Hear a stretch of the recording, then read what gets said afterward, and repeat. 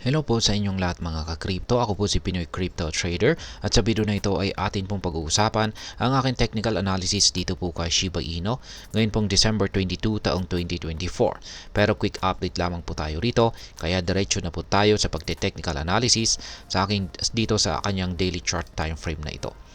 At ayan patuloy pa rin pong nakakaranas ng isang matinding bearish pressure itong si Shiba Inu. Ayan, ang laki na po ng pangangatawan ng kanyang Hall Sweet Indicator dito. Ibig sabihin, ayan ay talagang bearish na bearish ang kalagayan ni Shiba Inu. Ayan, or wala po siyang, sa ngayon ay wala pang chances na makabangon itong si Shiba Inu. Nagpapakita po ito na it's either babagsak or magpapatuloy sa pagbagsak ang presyo ni Shiba Inu or ito ay magko-consolidate or magsa-sideways ang kanyang presyo. At ganun din po, sang-ayon din yung ating QQE mode indicator dito sa ibaba. Yan, malalaki na po yung sukat ng mga QQE bars natin dito na kulay red. Ibig pong sabihin ay talagang tinutodo na ng mga bears yung kanilang pagbebenta o yung kanilang selling pressure. Pero mapapansin natin dito na medyo yan, tumalbog na po. Yan, or nahihirapan na po na bumagsak ang presyo ni Shiba Inu dulot po ng ating minor support dito sa 40 digits 2084. Yan, tumatalbog-talbog na lamang po siya or nagkakaroon na lamang po siya ng rejection dito.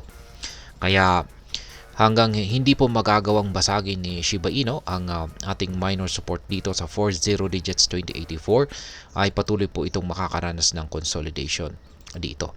Ayan, magko-consolidate lamang po siya rito. Pero ang pagsakaling nabasag po ito, ay mataas po ang chances na babagsak itong si Shiba Inu. Yan, syempre dito muna sa sunod na minor support natin dito at saka dito sa ating major support dito sa 40 digits 1769. At sa tingin ko ay kung talagang itotodo, kapag itotodo na po ng mga bears yung kanilang selling pressure at talagang babagsak si Shiba Inu, ay sa tingin ko ay hanggang dito lamang po ang posibleng ibabagsak ni Shiba Inu dito sa ating major support dito sa 40 digits 1769.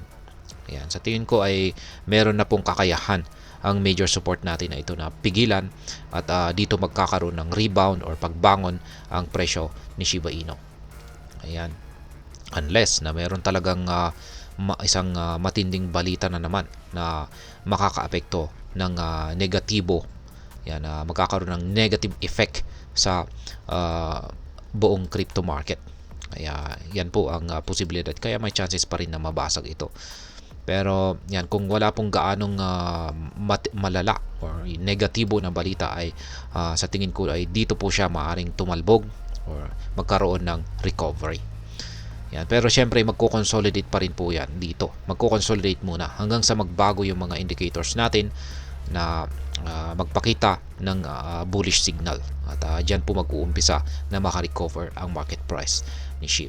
Pero sa ngayon ay ayan pa rin po yung nakikita ko na magiging galaw ni Shiba Inu. Sa mga paparating na araw ay ayan, patuloy po siyang magko-consolidate dito.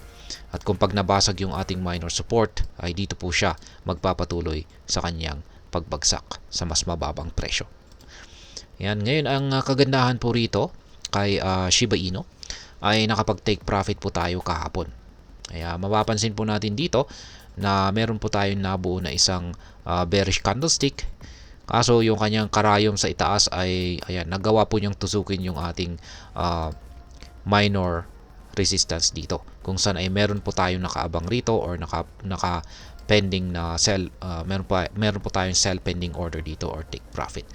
Kaya sa madaling salita ay nakapag-take profit po tayo dito kahapon. Ayan.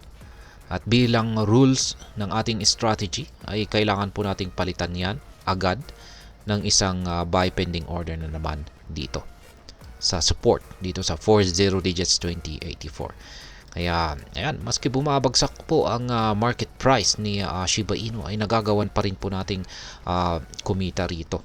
Kaya yan po ang kagandahan dito sa ating simpleng strategy dito.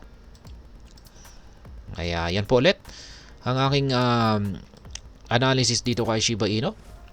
Patuloy po itong nakakaranas ng bearish momentum or bearish pressure. Kaya asaan po natin na sa mga paparating na araw ay either magko-consolidate ito or magpapatuloy ito sa kanyang pagbagsak. Yung kanyang recovery ay medyo malabo pa sa ngayon. At ayan, sa mga bago lamang po rito ay check na lamang po ninyo ang description ng video na ito para malaman kung anong platform at mga indicators ang ginagamit ko dito. At hanggang dito na lamang po tayo sa video na ito mga ka-crypto. Maraming pong salamat sa panonood. Ingat po tayo lagi at God bless po sa ating lahat.